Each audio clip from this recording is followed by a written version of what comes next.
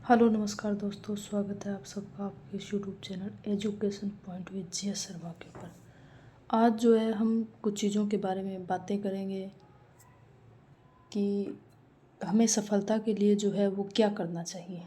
मैं जानती हूँ कि आप सब पढ़ते पढ़ते वैसे थक भी रहे हैं, क्योंकि पता है मुझे भी, जब हम लंबे टाइम से तैयारी करते रहते हैं और भर्ती का इंतज़ार करते हैं और विज्ञप्ति जब कोई ये सूचना ना हो कि अब विज्ञप्ति जारी हो रही है, तो अपने ऐसे आलस्य सा आने लग जाता है। लेकिन आपको आलस्य नहीं करना है। इसी टिप के ऊपर जो है मैं कुछ टिप्स बताने वाली हूँ जिनको आपको फॉलो करते रहना है। तो सबसे पहले अगर हम बात करें तो सफलता के लिए मैं यहाँ पे कुछ जो है वो ज़रूरी बातों के बारे में बात करूँगी। यानी सफलता के लिए जो है हमें कौन सी जो है कुछ ज़रूरी बातें जो है जिनको फॉलो करना चाहिए। जैसे अभी विज्ञप्ति का तो कुछ पता नहीं है कब तक आएगी, लेकिन ये है दोस्तों कि विज्ञप्ति बहुत जल्द जो है वो आएगी। 2024 लास्ट में या 2025 तक जो है निश्चित रूप से जो है आपकी विज्ञप्ति आने वाली है। और आपको अपनी तैयारी के अंदर जो है वो लगातार जुड़े रहना है, किसी को भी जो है वो थकना नहीं है। सबसे पहले नंबर एक अगर हम बात करें अपने सफलता के लिए, सबसे पहला नंबर है अपना एक निश्चित टाइम टेबल हो। यानी क्या हो? निश्चित टाइम टेबल होना चाहिए। निश्चित टाइम टेबल यानी सबसे पहले नंबर पे अपना क्या होना चाहिए? एक निश्चित टाइम टेबल होना चाहिए। टाइम टेबल होना चाहिए जिसमें अपने 5 घंटे पढ़ना है या अपने को 6 घंटे पढ़ना है, ये अपना फिक्स होना चाहिए। डेली का अपना एक शेड्यूल होना चाहिए कि हर हाल में मुझे इतने टाइम पढ़ना है।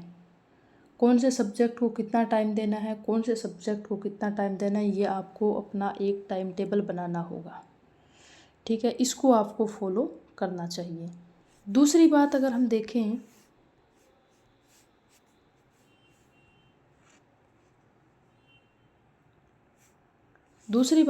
देखें तो ये है कि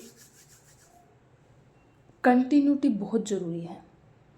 उसके साथ साथ अपने को क्या करना चाहिए? रिवीजन, यानी रिवीजन होना चाहिए।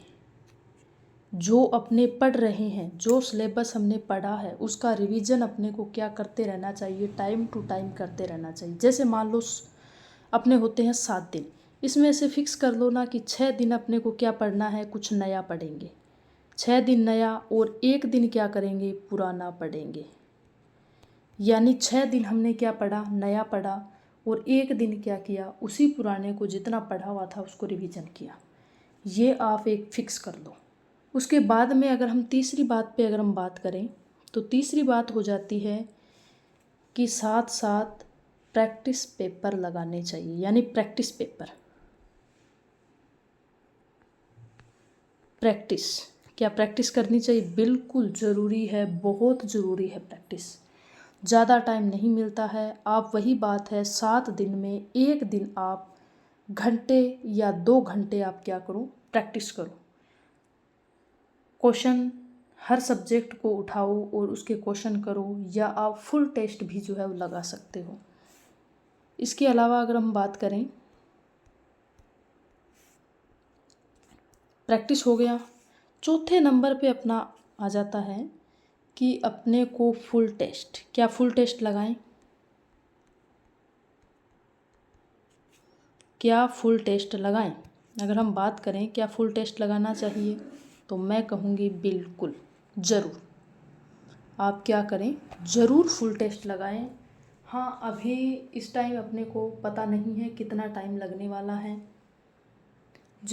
जब तक अपने नज़दीक नहीं है वैकेंसी, तब तक कोई दिक्कत नहीं। आप जैसे मान लो 1 माह में लगा लिया, 1 माह में 1 टेस्ट लगा लो। जैसे 1 माह के अंदर 1 टेस्ट लगा लिया, फुल टेस्ट। फुल टेस्ट लगाने का फ़ायदा आपको बताती हूँ। सबसे पहला नंबर फ़ायदा ये होता है, अपना रिवीजन होता है। बिल्कुल आपने जो पढ़ा है उसका पता चलता है कि आपको कितना याद है। दूसरा चीज़ है, अपने को कमज़ोरी पता लगती है। अपने अगर फुल टेस्ट लगाएंगे तो अपने को कमज़ोरी का पता लगता है कि हाँ मेरा किस टॉपिक में, किस सब्जेक्ट में मेरे कितने नंबर आ रहे हैं। इससे अपनी वीकनेस अपने को पकड़ में आती है। अपनी जब कमज़ोरी पकड़ में आती है तो अपने क्या करते हैं, फिर उस कमज़ोरी के ऊपर कार्य करते हैं। जैसे मैं आपको एक बात बता देती हूँ, मेरा खुद का, जब मैं खुद फुल टेस्ट लगाती थी स्टार्टिंग में, मेरी मैथ और संस्कृत में मेरे 10 से 12 ही प्रश्न जो है वो सही होते थे, क्योंकि उसमें मेरे जो है वो कम आते थे। लेकिन फिर मैंने क्या किया, धीरे धीरे मैं जैसे ये फुल टेस्ट लगाती थी और फुल टेस्ट को लगाने से मेरे को ये पता आया भाई हाँ मेरा इस सब्जेक्ट में जो है मेरे कम नंबर बन रहे हैं। फिर मैंने धीरे धीरे उस सब्जेक्ट को जो है वो मतलब स्ट्रॉन्ग करने की कोशिश की, और मैं आपको बता दूं कि मेरे सबसे ज़्यादा नंबर जो है वो संस्कृत और मैथ में ही बने हैं। ठीक है, इसी में मेरे सबसे ज़्यादा नंबर बने हैं। तो मैं आपको भी यही कहूँगी, फुल टेस्ट की मैं सलाह ज़रूर दूँगी, आपको इसको जो है फुल टेस्ट लगाना है।